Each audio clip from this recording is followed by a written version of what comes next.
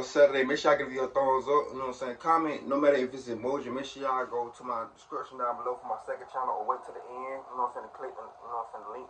Let's go ahead and get the video started. The video already long, bro. So.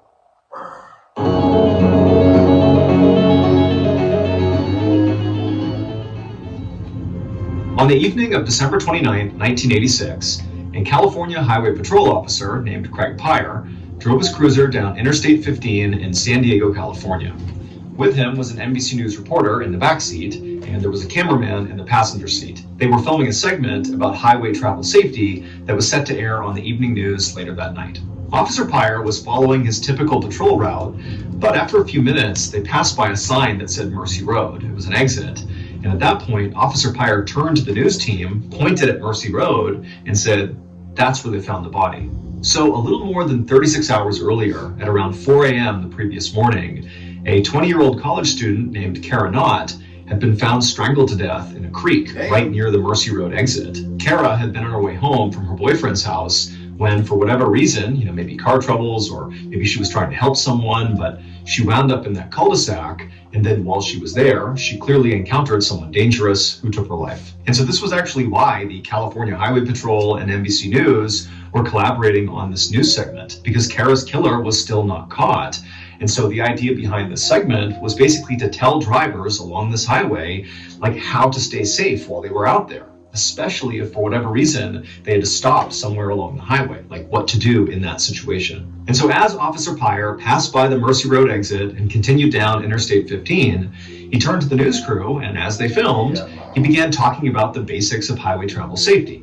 Specifically, he said, look, one of the most hazardous things that can happen to you beyond an accident on the highway is if you have some sort of car trouble that forces you to stop on the highway. Because once you stop, there's an inclination for a lot of people to want to leave their vehicle. But that's a very dangerous thing to do. Anything can happen. Being a female, you could be raped, robbed if you're a male, all the way to where you could be killed. Officer Pyre also warned people not to get into a stranger's car, because there was a running theory at this point that perhaps Kara had gotten into her killer's car. As this particular segment was filmed, the one you just watched, Officer Pyre was looking ahead, and he noticed there was a car pulled over on the shoulder of the highway with its hazards on. So he turned to the news crew and basically said, look, here's a chance for us to actually show the people in real time what to do in case your car breaks down on the highway. So he pulled his cruiser over right behind the stalled car, he got out, and then gestured for the news crew to come with him. Officer Pyre walked over to the passenger side door of this car, and through the open window, he asked the driver to get out and talk to him. The driver did, and as the camera rolled, Officer Pyre asked him to explain, what's going on here, what happened to your car. The driver said he had run out of gas and then gotten stranded on the side of the road. And then he had left his car and walked to a gas station to get a gas can, came all the way back, he put the gas into his car, but his car still wouldn't start. Now, at this point, Officer Pyre is realizing that this driver is doing basically exactly what he shouldn't be doing, according to the safety tips Officer Pyre had given. And so on camera, he basically says to this guy, do you understand how dangerous it is to have left your car like that and walked alone on this highway? Do you understand what a hazard that is? And the driver just kind of looked at him and shrugged, like, yeah, I guess so. After that, Officer Pyre called the man a tow truck. His car was towed, and the man was on his way. And Officer Pyre got back into the cruiser with the news crew, and they carried on. After that, Officer Pyre and the news crew wrapped up filming, and then after he dropped them back off again, they told him what time to expect his segment to air on NBC that night. And sure enough, that evening, Officer Pyre was in front of a TV as the broadcast started.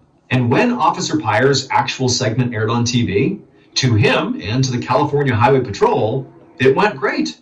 It was 1.5 minutes long. It sort of hit all the high points. It showed Officer Pyre, talking about how to be safe on the highway and talking to the stranded motorists.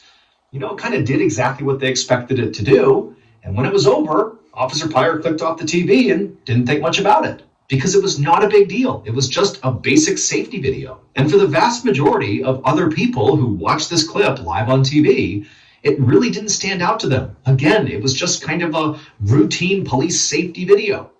But there were a few people, when they watched this clip, that noticed something very specific. And within an hour of this clip airing on TV, those few people were calling the police in droves to tell them, "We know what happened to Kara Knott." And the police would follow up on these tips. And sure enough, just over 2 weeks later, they had gathered enough evidence that they were able to arrest Kara Knott's killer.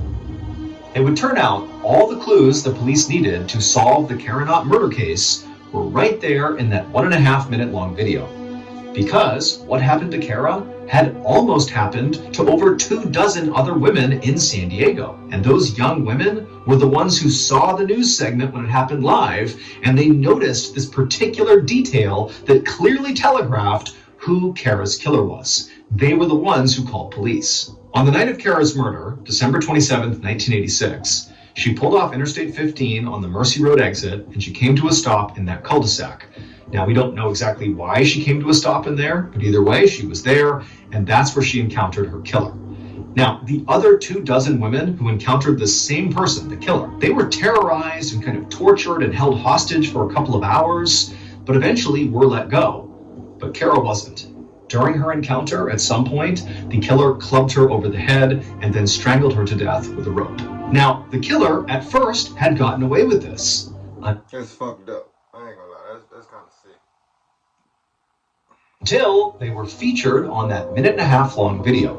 And some of those women who had survived their attack, they're watching the segment, and suddenly their attacker is on TV. Oh, now, they had previously reported their attack to police, but to this point, nothing had been done. And now they're staring at, for sure, the person who attacked them was right on TV. And critically, as part of this segment, they're hearing about how this other young woman had been attacked and killed on this highway. And they're thinking, oh, this person did that to me. I barely got away. I bet they killed this girl. And on top of that, as they're watching the news, staring at their attacker, they can see there's a fresh cut over their eye. And so put that all together and they thought, boom, that's the person who killed Kara Knott. And sure enough, the police would follow up on these tips and they would confirm that the man in the video with the cut over his eyebrow was Kara's killer. And Kara's killer was none other than Officer Craig Pyre. Officer Pyre was found guilty of murder and sentenced to...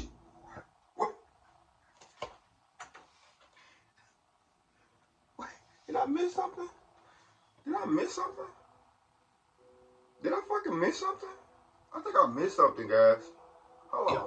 And some of those women who had survived their attack, they're watching the segment, and suddenly their attacker is on TV. Now, they had previously reported their attack to police, but to this point, nothing had been done. And now they're staring at, for sure, the I thought it was the other dude, the dude with the long hair. It's the fucking police? who attacked them was right on TV, and critically, as part of this segment, they're hearing about how this other young woman had been attacked and killed on this highway. And they're thinking, oh, this person did that to me. I barely got away. I bet they killed this girl. And on top of that, as they're watching the news, staring at their attacker, they can see there's a fresh cut over their eye. And so put that all together and they thought, boom, that's the person who killed Kara Knott. And sure enough, the police would follow up on these tips and they would confirm that the man in the video with the cut over his eyebrow was Kara's killer. I didn't miss nothing. Kara's killer was none other than Officer Craig Pyre. Officer Pyre was found guilty of murder and sentenced to 25 years to life in prison. Since being incarcerated, he has gone up for parole 2 separate times and been rejected both times. However, he is up for parole again in 2027. So 2 more years, basically. That is fucking crazy. Have you ever wondered why we are paid every 2 weeks when we work every day? I thought I missed something, bro. You can access your pay. That just got me, bro. I thought I had missed something, bro. It's not the right fit. 5% off your first flight, TE901.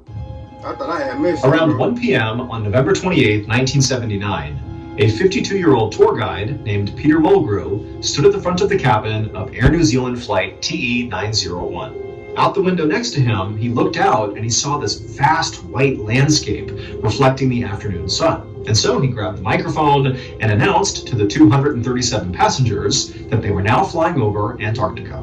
The passengers got really excited and immediately pulled out their cameras and began snapping photos left and right. And as you can see from some of the photos that they took, a lot of the passengers actually got up out of their seats and moved around to get the best angle of the ground down below.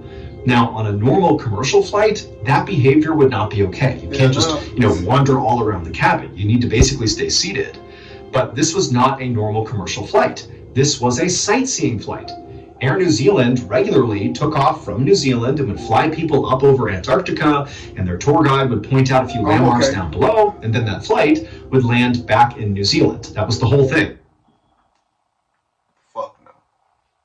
It was just a chance to go out and see Antarctica and take photos. Peter had been a tour guide for this flight many times before, and so he knew what to expect. He not only knew kind of how passengers react, but he also knew exactly when to look out which side of the plane to get the best view. And so after a couple of minutes, he called out to the passengers, hey, if you look out the left side of the plane, you'll get a great view of the coast of Antarctica. And so all the passengers, they immediately get up and shift over to the left side of the plane, and they press their cameras up against the glass, they're taking photos. And then a couple of minutes later, Peter called out to the group again and said, okay, now look out the right side where you'll see Mount Erebus, this huge, stunning mountain. Now, Peter was accustomed to people gasping when they saw this mountain because it was so beautiful, so enormous. And as people piled up against the right side and began taking photos, that's when he heard people were gasping. But then at the same time, the plane suddenly jolted hard, and one of those passengers on the right side took this photo. As you can see, there are black marks on the window, and these black marks are believed to be either engine oil or soot from Mount Erebus. Because Mount Erebus was not just some mountain. Mount Erebus was an active volcano, and the flight path of TE901 was supposed to have them going safely around Mount Erebus. Hey, brother, I don't think I've ever seen a volcano in the snow. Ever. This is the first time for me. To get a nice full view of the volcano. But mistakes were made, and before the pilots could correct them, the plane flew directly into the volcano. And so this photo you're looking at almost certainly was taken literally at the moment of impact. A crash that resulted in 237 lives lost. The crash of flight TE901 was the worst aviation disaster in New Zealand history, and as a result, Air New Zealand no longer offers those sightseeing flights. That's fucked up. R.I.P. Talk 200. 200, bro. That's fucked up. At 5:30 a.m. on July 16th, 1945, a 13-year-old girl named Barbara Kent was sleeping inside of a cabin in Ruidoso, New Mexico, where she was staying for a sleepover summer dance camp. And as she slept, suddenly there was this loud booming sound that literally shook her awake and actually caused her to fall out of her bed onto the floor. Barbara sat up feeling totally confused, and she looked around the cabin and she saw the 9 other girls that were also here for the sleepover camp. They too were wide awake, and some of them also had fallen onto the floor. And so the girls, they're all freaking out. They're looking at each other like, what's going on here? What was that? And as this kind of pandemonium is ensuing, their lead dance instructor came running into the cabin and told the girls that she thought one of the cabin's heaters had exploded and that potentially there could be a fire somewhere on the camp. And so all the girls, they're already totally panicked. Now they're getting really scared. And the instructor's just like, all right, girls, go outside, stand by the river. I'm going to go find wherever this explosion happened and make sure everything is okay. And so the girls, they were led outside, totally a mess. And they went and stood by this river near the cabin and waited for their instructor to go look around. And so Barbara and the 9 other girls, they're totally terrified, and they're standing by this riverbank, and they're kind of looking around the property, seeing if they can see smoke or fire, but they can't. And as they're standing there waiting for their instructor to come back, Barbara felt something hit the tip of her nose, and it was cold and soft. And she looked up and she realized it was snowing. But it's July in New Mexico. It should not be snowing. But sure enough, snow was coming down from the sky. And as the snow came down on Barbara, she looked at the other girls, and they too were looking up and putting their hands up and letting the snow hit them in the face. They couldn't believe it. I mean, this was like a totally rare weather event. And so a minute later, their dance instructor came back and told the girls that, she looked all over the camp, and there did not appear to be a fire or an explosion of any kind, that everything seemed fine. They didn't know what that loud sound was, but, by all accounts, it seemed safe here. And so the girls were very relieved to hear this, but already their attention had completely shifted to the snow. I mean, again, it's July in New Mexico. There shouldn't be snow. And so the girls, they turned to their instructor and they're like, okay, well, now that it's safe, Would it be okay if we put on our bathing suits and just went swimming in the river while it snowed on us? I mean, this is incredible. And the instructor, who to this point had really been focused on finding the fire and the hazard or whatever, now that she knew things were safe, she kind of took in the scene and also suddenly appreciated how unbelievable it was that there was snow coming down.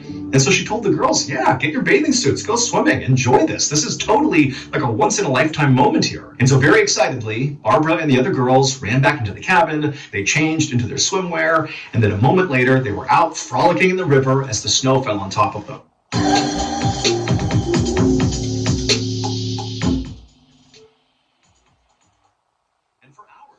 Played in the river and enjoyed the snow, and the snow was kind of building up on the riverbanks, and so some of the girls went over and scooped it up and rubbed it on their faces and made snowballs, and they just had a great time. And at one point, the dance instructor came by and actually took a picture of Barbara, who was right in the middle of the river enjoying this bizarre scene.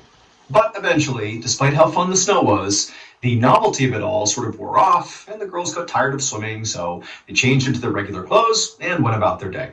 And over the course of the next few days, summer camp went as normal. The girls had a great time, and when summer camp ended, all the girls went home. Now, the girls never got an explanation for why it had snowed. They all just assumed it was some super rare weather event that they had been lucky enough to experience. Until 17 years later, when Barbara was 30 years old at this point, and she learned that all the other girls she had gone to the dance camp with had died. One by one, each of those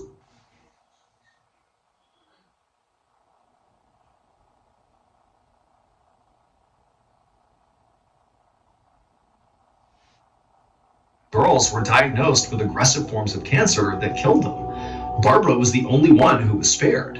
And she wouldn't get any clarification as to why that had happened until decades later in 2006, when Barbara was in her 70s, when the government finally came out and admitted the truth. It would turn out Barbara's dance instructor was correct in thinking there had been an explosion on July 16, 1945. But of course, it was not any of the cabin's heaters or anything local to the cabin or the camp.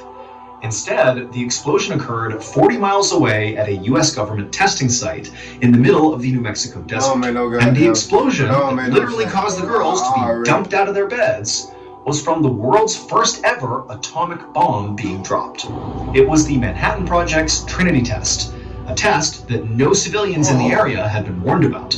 And so after this bomb detonated, there was this nuclear fallout that rained from the sky on 500,000 people that lived within a 150-mile radius of the detonation site. And within those 500,000 people were those 10 innocent teenage girls at their dance camp. The snow that the girls played in was actually radioactive material from this nuclear fallout raining down from the sky that over the course of 17 years would give 9 of the girls various forms of cancer. That is fucking diabolical and crazy. That's crazy. That would kill them. Here is the picture that the dance instructor took of Barbara posing in the middle of the river as the snow is falling all around her. As you can see, Barbara is smiling and looking up at the snow, not realizing it's literally going to kill almost everyone in that picture. As for Barbara, she did not die young. However, she would suffer from multiple cancers and illnesses, all associated with radiation exposure. RIP to the others, RIP to the 200 people. In case you didn't know, we just celebrated Valentine's Day. Make sure I go check, you know what I'm saying, Valentine's Day. Damn. First over crazy too. I thought it was the dude that they were goddamn going to look at that was pulled over. I didn't know it was the actual police officer that, you know what I'm saying, that actually was doing the crime. That's crazy. Hey, this video was crazy. I'm gonna go ahead and try to drop this video as fast